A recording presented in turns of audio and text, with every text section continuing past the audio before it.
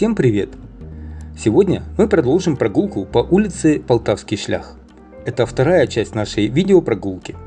Кто не видел первую, где мы посмотрели улицу от Сергиевской площади до Южного вокзала, в описании к этому видео есть ссылка.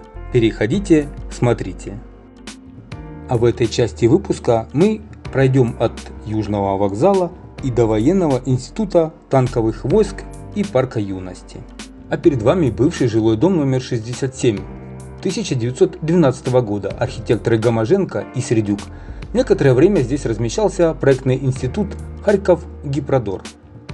Вообще, застройка четной стороны этой части улицы Полтавский шлях частично уничтожена в годы войны и не восстанавливалась, а частично убрана при формировании южной части Привокзальной площади.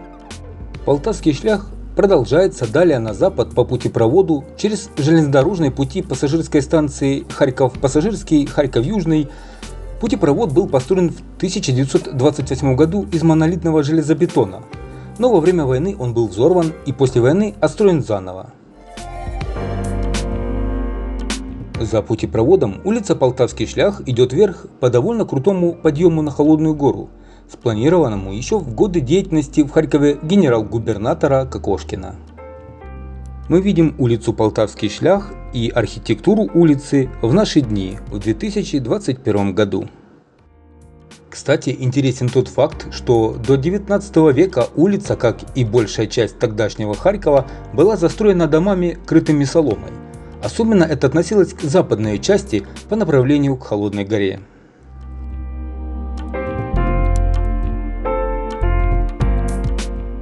А прямо перед вами улица Семинарская. С нечетной стороны она примыкает перед окончанием подъема на Холодную гору к Полтавскому шляху.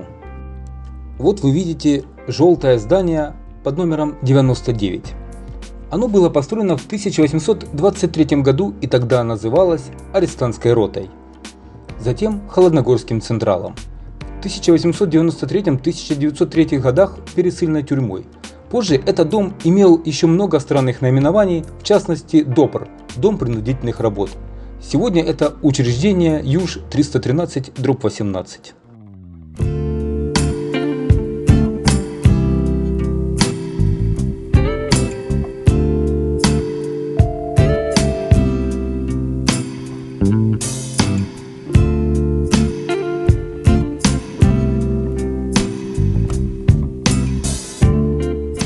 А в этом доме под номером 18, построенном в конце 1910-х, начале 1920-х годов, сегодня работают библиотеки для взрослых и юношества.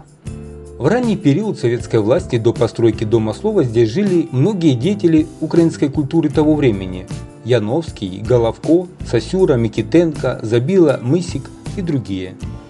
А во дворе дома располагался бывший кинотеатр «Второй Комсомольский». Ну а это Озерянская церковь, построенная в 1901 году архитектором Немкиным. Ранее на этом месте была часовня, построенная в 1847 году, так как здесь останавливался крестный ход для передачи иконы Озерянской Божьей Матери. Ритуал, связанный с этой иконой, был утвержден лично императором Николаем I. В 1874 году вместо часовни построили церковь, которая затем неоднократно перестраивалась. Озерянскую церковь харьковчане часто называют Холодногорской. Ну а мы идем дальше смотреть улицу Полтавский шлях и то, как она изменилась за последние годы. Например, там, где сейчас стоит супермаркет Рост Холодногорский, ранее был хлебозавод. Участок от улицы Петра Болбочана, там где сейчас начинается супермаркет Рост, и до улицы Холодногорской, бывшей Елизарова, там где сейчас рынок Сказка, практически весь застроен. Магазины и еще раз магазины. Все в торговых площадках. Вы все сами видите.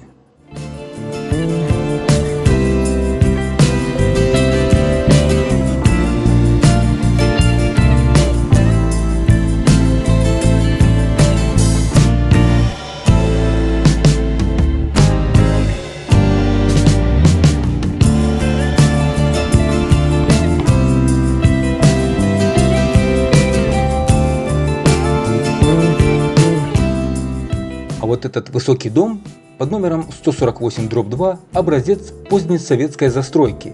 Первая очередь сдана в 1986 году, последняя в 2003.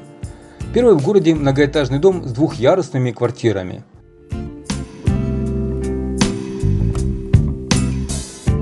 Ну и модернизированный современный рынок «Сказка».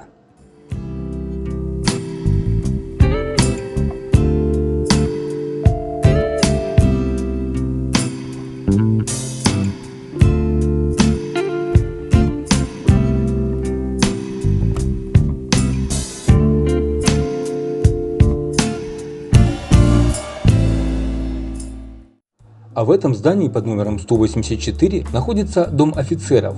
Он ведет свою историю от Всеукраинского дома Красной Армии имени Ворошилова, образованного в 1921 году, и до размещения в этом здании не раз переезжал. Сначала на Соборную площадь в здании присутственных мест, затем в клуб работников связи по улице Скрипника, а в 50-х годах наконец занял нынешнее помещение.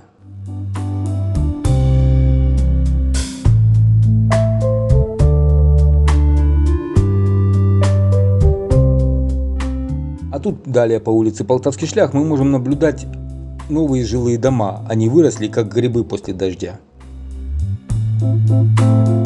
После подъема на Холодную гору улица Полтавский шлях продолжается в направлении поселка Залютино, а затем переходит в Киевское шоссе.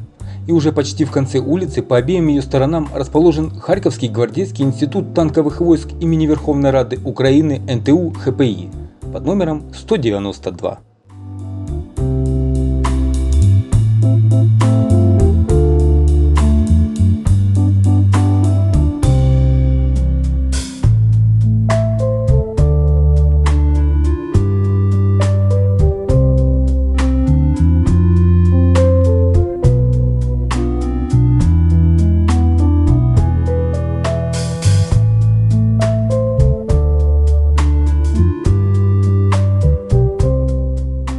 И заканчивается наша прогулка парком Юность, видео о котором у меня есть на канале.